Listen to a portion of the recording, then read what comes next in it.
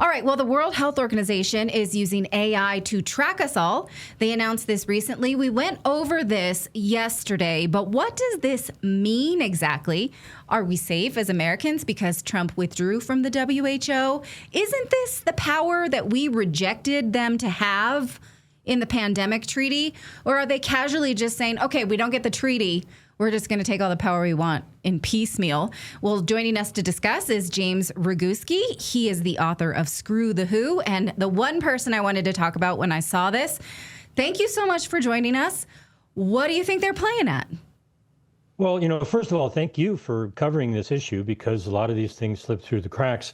The Epidemic Intelligence from Open Sources program actually started in 2017.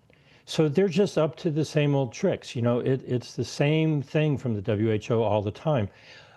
They actually claim that this artificial intelligence observation of the media identified the Wuhan lab leak early in at the end of 2019.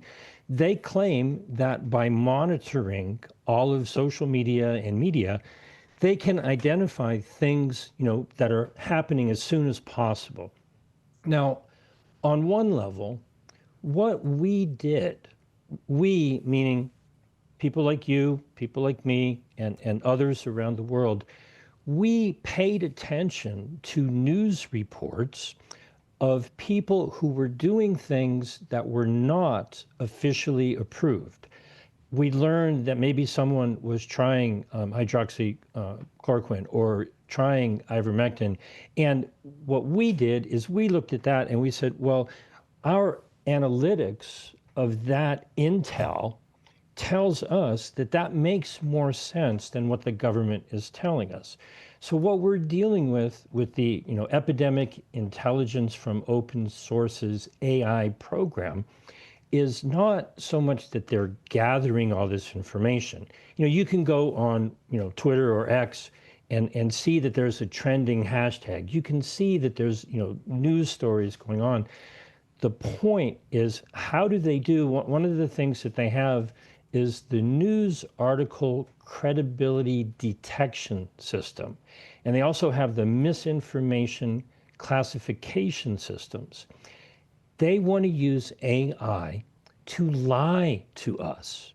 If they get information off of our social media posts, they know how to tamp it down. They know how to turn their propaganda machine against what is actually the truth that is out there. If you've been seriously injured, your case could be worth millions, and you should know exactly what your rights are. That's why I want to tell you about Morgan & Morgan. They're America's largest injury law firm with over 1,000 attorneys working in all 50 states. And unlike a lot of firms that settle quickly, Morgan & Morgan doesn't take lowball offers from insurance companies.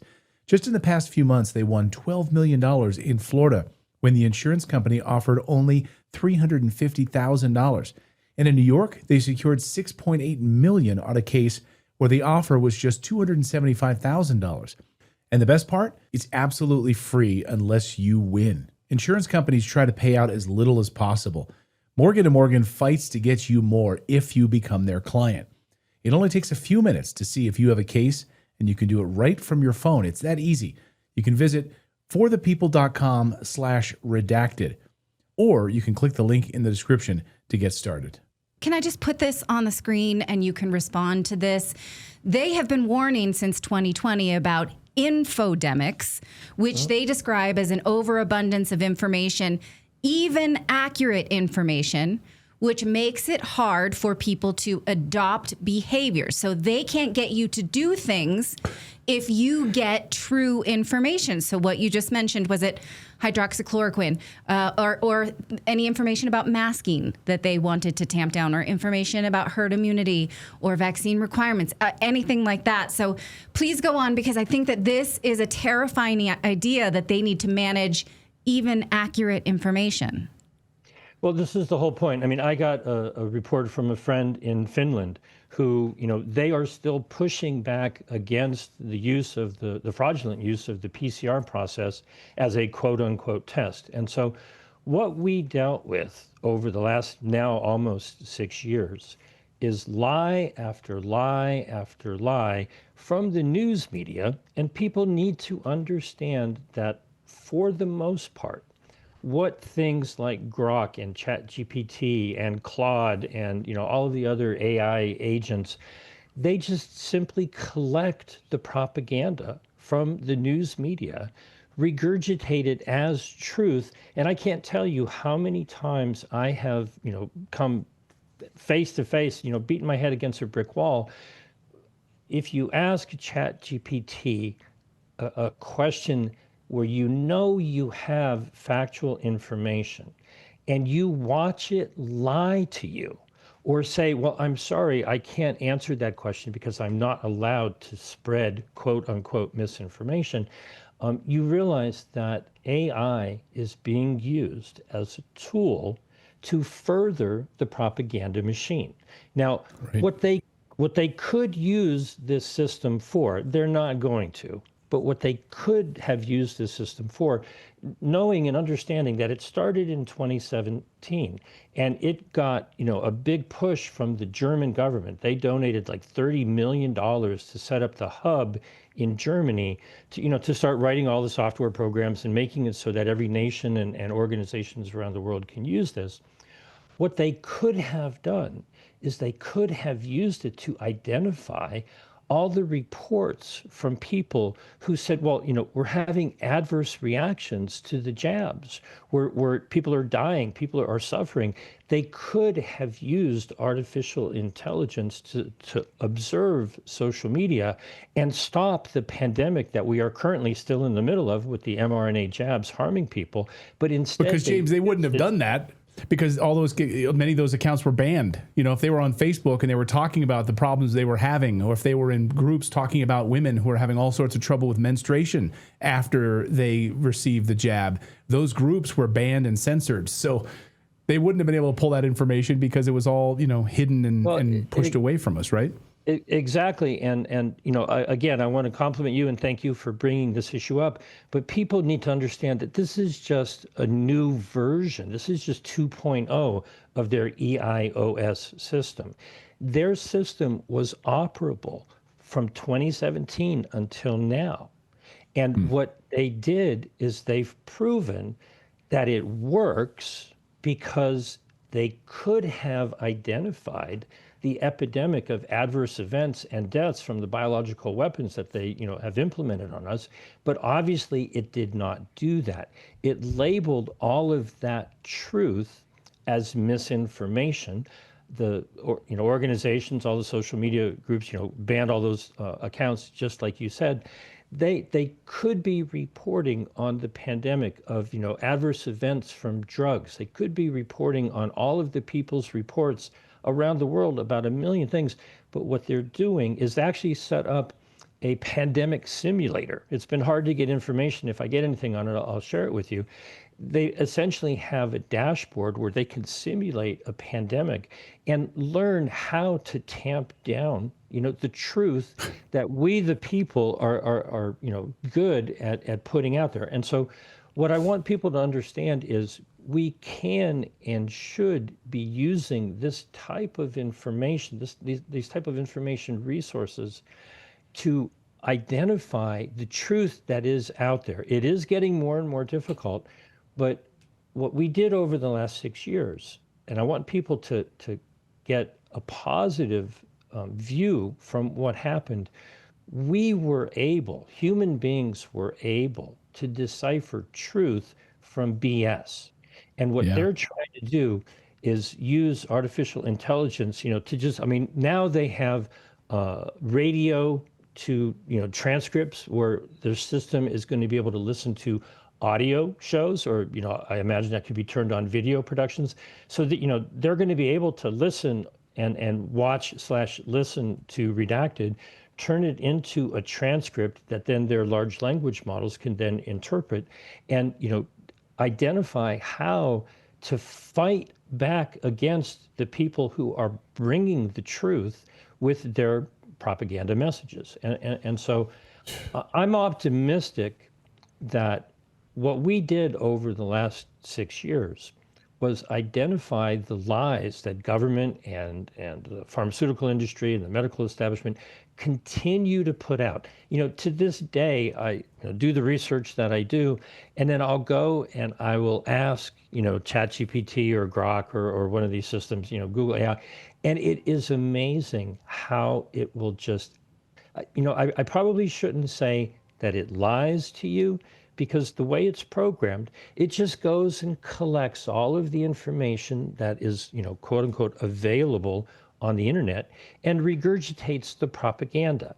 It knows it is programmed to say, well, I'm not allowed to give you that information because that's misinformation, which doesn't mean it's inaccurate. It just means it's not what the, proper official narrative is. And there was a statement that was made by, I believe it was the German health minister. And she said that, they know that good information and, transparent decision-making is what will bring trust, in the public health services. And it made me laugh out loud because the hypocrisy of it is so absurd, especially coming from Germany, with the lies and the misinformation that came out of there during the pandemic. They know that they have to use AI to try to control the information that people get from sources like Redacted and all the other, alternative media outlets. They're working overtime to hide the truth under the guise of surveillance, and surveillance it's an attack on privacy. It's an attack on our own security. And I just want to thank you for, letting everybody know that the WHO is doing it, treaty or no treaty. They just keep moving forward. They've been doing this since 2017, Well, I was going to ask you, because, obviously President Trump made a big stink about getting out of the WHO. We've spoken to doctors who worked at the WHO and told us how corrupt it is. But does it matter? Like the fact that the United States is technically not a part of the WHO, Trump pulled us out of it. We're still affected by their information campaign, right? The CDC has their own version of the epidemic intelligence, program. They're busy collecting data. I'm going to follow this up with an article and, look into the task force that Trump created just a couple of months ago in August for doing exactly this kind of information surveillance on social media in preparation for the 2028 Olympics here in Los Angeles. They're going to be watching social media for, everything possible. And what's really interesting, as best I can tell, the task force has members, has J.D. Vance, and it has Attorney General Bondi, and it has Homeland Security, but it doesn't seem to state that it has anybody from the Department of Health and Human Services or the FDA or the CDC. This is not about health. This is about health security, which is really, propaganda and military control over our lives. So they have, at the White House level, a security task force doing exactly these things. And as best as I can tell, the United States is utilizing the epidemic intelligence from open sources system because it's just software. And, it's just AI monitoring social media. So, realize that when you go online and you give your personal information, you start talking about your health issues, they're scooping all that up and running it through their machine to identify what is going on. Now, if they were honest, if they were truthful, if they really cared about your health, they would have identified thousands of adverse events, the horrors that people went through with the jabs. But obviously they didn't. So we have proof from experience, because this system is not new, it's just a new version. Over the last 6 years, they used it to clamp down on the truth, not to expose it. Right. Well, thank you for letting us know. I follow your newsletter. It's fantastic, and it's always alerting us to these small measures by which the World Health Organization continues to try to usurp power. I did notice recently, I'll just sort of end with this positive note. It used to be that here on YouTube, the medical misinformation guidelines stated that we could not say things that contradicted the World Health Organization's general guidelines. That's not there anymore. I don't know when they took it off. It used to be that they were the determining factor, but now that the United States is formally withdrawing, that could be positive, right? That they no longer are the defining organization for what can and cannot be said on YouTube. So it does appear that things are looser, but that's part of the strategy. They put the boot on the neck and then they take it off and you feel all better, but the boot will be right back as soon as they want it to. Right. Yeah. Okay. Thank you again. Thanks, Great James. to see you, James.